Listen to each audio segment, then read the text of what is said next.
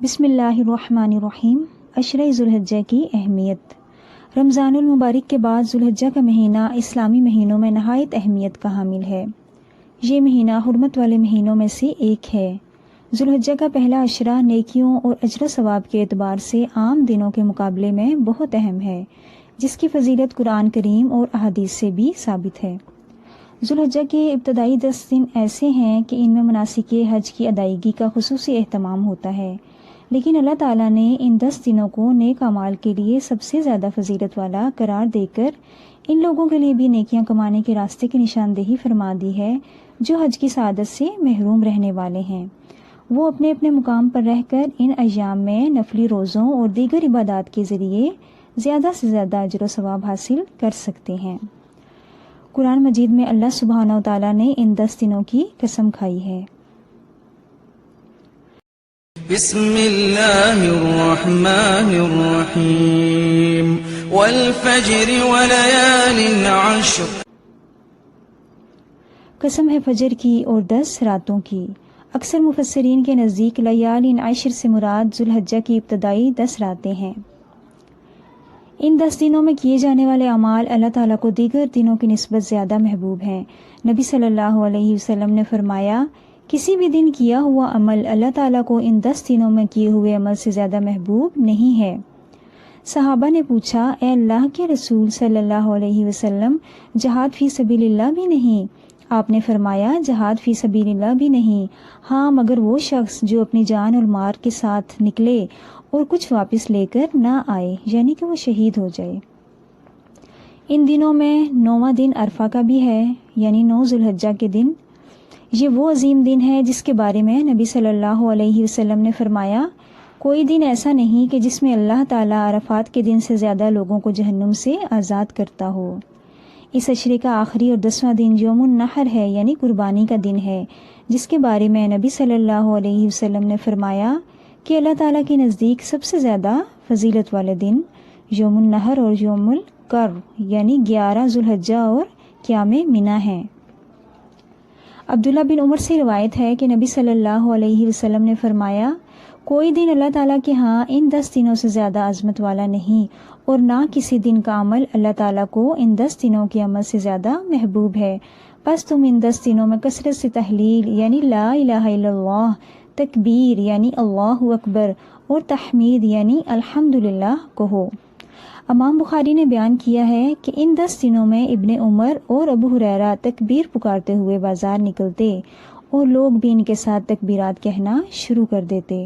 اللہ اکبر اللہ اکبر اللہ اکبر لا الہ الا اللہ اللہ اکبر وللہ الحمد اللہ اکبر کبیرا والحمد للہ کثیرا وسبحان اللہ بکرة وأصیلا لا الہ الا اللہ وحدہ صدق وعدہ ونصر عبدہ وأعز جندہ وهزم الأحزاب وحدہ لا الہ الا اللہ۔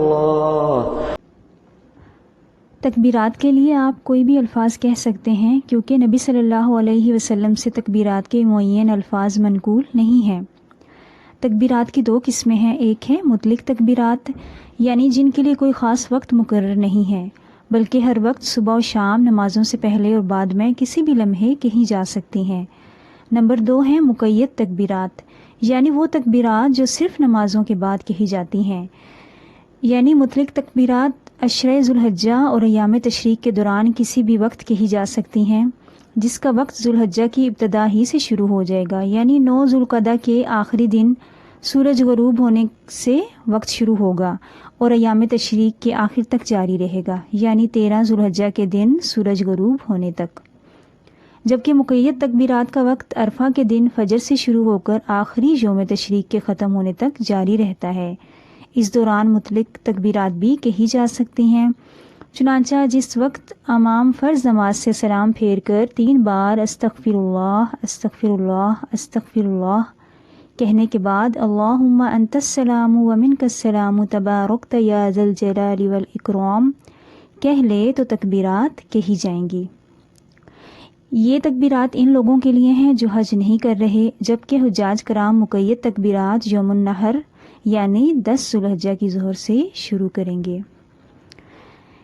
فضیلت کے ان دنوں سے ہم کیسے فائدہ اٹھا سکتے ہیں اور کس طرح نیکی کے زیادہ سے زیادہ کام کر سکتے ہیں؟ مثلا نماز کو اول وقت میں خوشی اور خضوع کے ساتھ پڑھنا، اور اس کے علاوہ نوافل کا اہتمام کرنا، اشراق اور چاشت کے نوافل پڑھنا، تہجد پڑھنا اور اس میں طویل قرات کرنا، مردوں کا جماعت کے ساتھ نماز کے لیے جانا، اس کے علاوہ روزے رکھنا، 9 ذو الحجہ کا روزہ رکھنا خاص طور پہ، اور زیادہ سے زیادہ نفلی روزے ان 10 دنوں میں رکھنا، پیر اور جمعرات کا روزہ رکھنا جو کہ مسنون ہے، اس کے علاوہ قضاء شدہ روزے بھی رکھے جا سکتے ہیں۔ عرفہ کے دن کی فضیلت یہ ہے، امید ہے کہ عرفہ کا روزہ رکھنا گزشتہ اور آئندہ سال کے گناہوں کا کفارہ بن جائے گا۔ اس کے علاوہ قرآن مجید کی کثرت سے تلاوت کرنا، مختلف قراء کی تلاوت سننا، نئی صورتیں حفظ کرنا، اگر حفظ کی ہوئی ہیں تو ان کے دہرائی بھی کرنا۔ اس کے علاوہ قرآن پاک کا ترجمہ پڑھنا، اس کو سمجھنا، اس کے معنی پر غور و فکر کرنا اور پیغام پھر دوسروں تک پہنچانا۔ اس کے علاوہ تحلیل، تکبیر و تحمید کا اہتمام کرنا، صبح و شام کے اذکار پڑھنا، استغفار اور ذکر کی کثرت کرنا، درود پاک پڑھنا، مقبول اوقات میں دعائیں مانگنا، خصوصاً عرفہ کے دن اللہ تعالیٰ سے دعائیں مانگنا اور نئی دعائیں اور اذکار یاد کرنا۔